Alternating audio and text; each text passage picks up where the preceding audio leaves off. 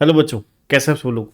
उम्मीद करता हूँ बहुत ही ज़्यादा इस समय टेंस हो गए, क्योंकि फाइनली कल आपका सीए फाउंडेशन दिसंबर और जनवरी 24 का जो एग्ज़ाम है, दिसंबर 23 और जनवरी में जो हमारे एग्ज़ाम हुए थे, उसका रिजल्ट कल आ रहा है। टाइमिंग अभी आपको पता है, फाइनली इंस्टीट्यूट कभी भी बताता नहीं है। बट अब रिजल्ट जो भी आएगा, चाहे पॉजिटिव आए चाहे नेगेटिव आए, देखिए, ये जो लास्ट नाइट होती है बिफोर रिजल्ट, ये बहुत इम्पॉर्टेंट होती है। क्योंकि जिस दिन रिजल्ट आ जाता है, हम पास हो जाते हैं या फेल हो जाते हैं, तो ये जो है ना दिमाग, वो इमोशनल ज़्यादा होता है, प्रैक्टिकल काम होता है। ठीक है। तो अगर बढ़िया रिजल्ट आ गया, मार्क्स जिस तरीके से सोचे थे, ठीक है, या मार्क्स आ गए जितने भी आ गए, ठीक है, बढ़िया आए कम आए, वो चीज़ फिर हम सब चीज़ें भूल जाते हैं कि हमारा एक्चुअली में एग्ज़ाम हुआ कैसे था, है ना, एक्सपेक्टेड मार्क्स कितने थे, अब एक्चुअली मार्क्स कितने आए हैं।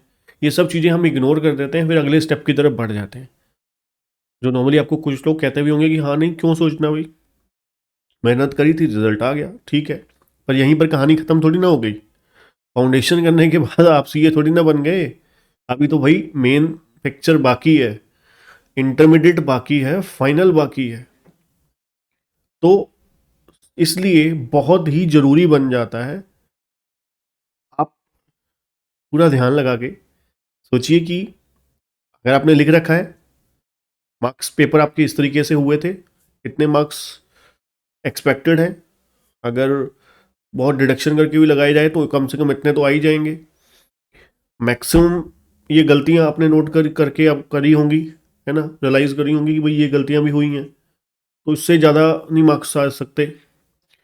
तो वो एक दायरा रखिए, लिखिए अपने पेपर पे, डायरी पे लिखिए कि इतने मार्क्स आ सकते थे, आए इतने। अब रिजल्ट वाले दिन फिर चेक करिए, एक्चुअली में इतने आए, इतने सोचे थे, चाहे पॉजिटिव आए चाहे नेगेटिव आए, है ना। इससे आपको अगले स्टेप के लिए पता रहेगा कि आपका जो कदम था वो सही था, आप सही दिशा में जा रहे हो या नहीं, कहाँ पर कमी रह गई, है ना, कहाँ पे कमी रह गई। आपने 90 का सोचा था, 60 आए, आप पर रिजल्ट आया, अगर बिना सोचे समझे चेक कर लेते हो कि भाई 60 में ही खुश है हम, तो भाई 60 आ गए, नंबर कम थोड़ी ना, सीए के अकॉर्डिंग एग्जाम्शन आ गई। पर उम्मीद तो हमने नंबर 90 की करी थी, 60 क्यों आ गए, 30 नंबर कहाँ चले गए, या 80 की उम्मीद करी थी, 60 रह गए, 55 रह गए, बाकी 20-25 कहाँ उड़ गए, क्यों उड़ गए, है ना।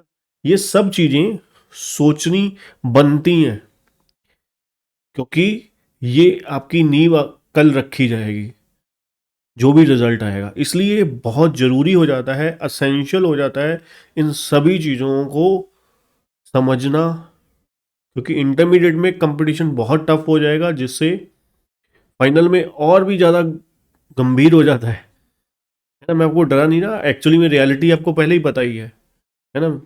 तो इसलिए बहुत ज़रूरी बनता है कि इन सभी चीज़ों को समझ लेना, डेप्थ में पूरी प्रॉपर अंडरस्टैंडिंग करना और फ्यूचर के लिए प्लान करना।